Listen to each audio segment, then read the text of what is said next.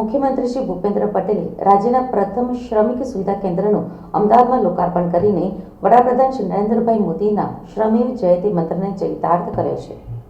મુખ્યમંત્રી શ્રી ભૂપેન્દ્ર પટેલના નેતૃત્વની સરકારના 2 વર્ષની ઉજવણી નિમિત્તે અમદાવાદમાં શ્રમિક સુવિધા કેન્દ્રનું લોકાર્પણ કરીને રાજ્યના શ્રમિકોને આગવી ભેટ સરકારે આપી છે.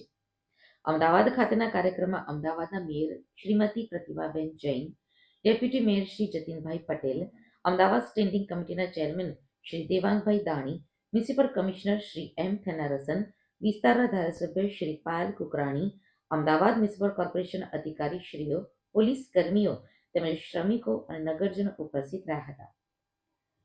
કડિયા નાકે રોજગાર અને કોન્ટ્રાક્ચ્યુઅલ લેબર વર્ક માટે એકઠા થતા શ્રમિકો માટે આ સુવિધા કેન્દ્ર ભોજન અને રિફ્રેશમેન્ટ માટેનું આગવું સ્થળ બની રહેશે. અમદાવાદમાં કુલ 11 સહિત રાજ્યભરમાં આવા શ્રમિક સુવિધા કેન્દ્રો બનાવવાની રાજ્ય સરકારની નેમ છે. શ્રમિક સુવિધા કેન્દ્રમાં બેસીને જમવા માટેના ઓટલા અને વોશરૂમ સહિતની પાયાની સુવિધા ઉપલબ્ધ છે.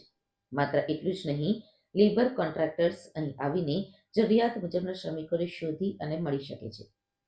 સાથે સાથે શ્રમિકોને તેનું મહેનતાણું આપી શકે એ માટે પણ આ કેન્દ્રનો ઉપયોગ થઈ શકશે.